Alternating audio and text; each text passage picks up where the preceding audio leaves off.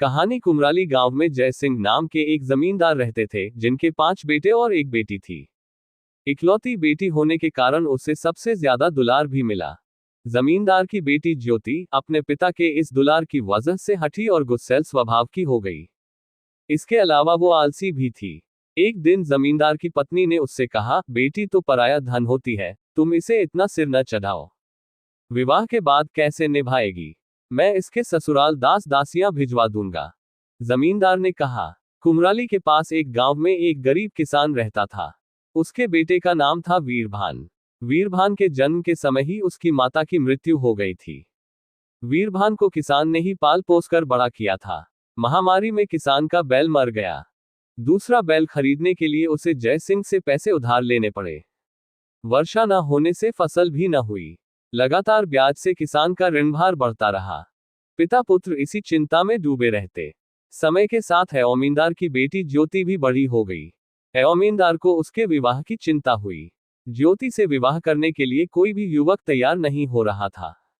तभी जमींदार को वीरभान का ख्याल आया। वीरभान सुंदर होने के साथ बुद्धिमान भी है। इसके अलावा किसान उनका करदार भी है, सो इस रिश्ते के लिए वो मना भी नहीं करेगा। धन के प्रभाव से ज्योति को खुश भी रखेगा। यही सोचकर जमींदार ने किसान के यहाँ विवाह प्रस्ताव भेजा। न चाहते हुए भी वीरभान को यह शादी करनी पड़ी। ससुराल में भी ज्योति का व्यवहार नहीं बदला। पति के साथ ससुर को भी फटकार देती थी। किसान जमींदार के भय की वजह से कुछ न बोलता था। वीरभान गंभीर और स्वाभिमानी युवक था। कुछ दिन तक तो वो चुपचाप अपने पिता का ये अपमान देखता रहा, क्योंकि वो ज्योति की शिकायत करता भी तो किससे। एक दिन वीरभान ने अपने पिता के कान में कुछ कहा। पुत्र की बात सुन पिता ने भी स्वीकृति में गर्दन हिला दी। अगले दिन वीरभान ने चुपके से सभी दास दासियों को जमींदार के घर वापस भेज दिया। उसने कहा, अपने घर की जिम्मेदारी स्वयं निभानी चाहिए। ज्योति जब सोकर उठी तो उसे बहुत रस से भूख लगी। वीरभान ने कहा, खाना बना लो। ज्योति रुआसी होकर कहने लगी, इस कड़ाके की ठंड में मुझसे खाना नहीं बनेगा। कोई बात नहीं, खाना मैं बना लूंगा, बस रसोई में तुम मेरी थोड़ी मदद कर देना। वीरभान बोला। अब वीरभान की बात मानने के अलावा ज्योति के पास कोई चारा नहीं था। दोनों ने मिलकर खाना बनाया। वीरभान खाने के बाद बोला, मैं खेत पर जा रहा हूं काम करने, तुम घर में चौकस रहना।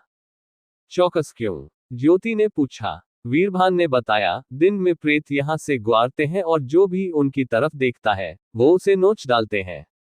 ज्योति डर गई। नहीं नहीं, तब तो मैं यहां नहीं रहूंगी, एकाएक उसके मुंह से निकला। वीरभान ने पूछा, तो तुम मेरे साथ खेत चलोगी? ज्योति बोली, मैं इस ठंड में बाहर नहीं जा सकती। एक बात बताओ, ये प्रेत तुम्हारे सामने क्यों नहीं आते?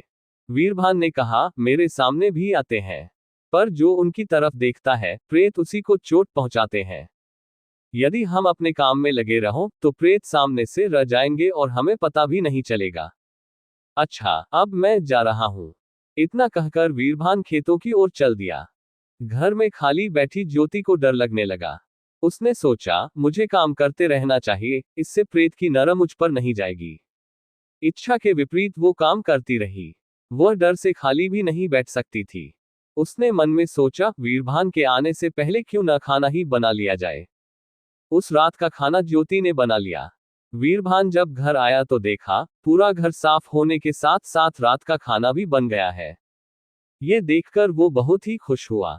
ज्योति ने बताया, आज प्रेत नहीं आए, मैं काम में जुटी रही, शायद वो बगल से निकल गए होंगे। वीरभान ने उत्तर दिया। इसके बाद तो ये दिनचर्या बन गई। किसान और वीरभान खेत में काम करते और ज्योति प्रेत के डर से घर का सारा काम करती। उसका स्वभाव बदल गया। 2 महीने रह गए। एक दिन जमींदार अपनी पत्नी के संग ज्योति से मिलने आए। ज्योति को देख वो दंग रह गए। वो भाग भाग कर घर का काम कर रही है। उसके शरीर में बिल्कुल भी आलस नहीं था। माता पिता को देखकर ज्योति उनके गले से लिपट गई। फिर बोली, पिताजी हमारे यहाँ कुछ काम करिए। उसने अपनी माँ से भी यही कहा। उसे डर था कि प्रेत कहीं माता पिता को नुकसान न पहुंचा दे। जमींदार को बेटी की बात माननी पड़ी। वो आंगन में रखे भूसे को घर में रखने लगे। शाम को जब वीरभान और उसके पिता खेत से लौटे तो दोनों अचंभित खड़े देखते रह गए। किसान ने जमींदार से क्षमा मांगी। जमींदार बोला, मुझे तो कुछ समझ में नहीं आ रहा है। घर में घुसते ही ज्योति ने मुझे काम में लग जाने को कहा। वीरभान कुछ बोलता इससे पहले ही ज्योति बोल पड़ी, यदि आप काम नहीं करते तो प्रेत आपको हानि पहुंचा सकते थे। प्रेत? जमींदार की पत्नी ने पूछा।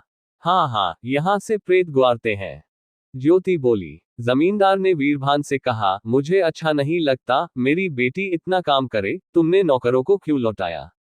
वीरभान ने उत्तर दिया, विवाह के बाद लड़की पर उसके पति का अधिकार होता है, पिता का नहीं।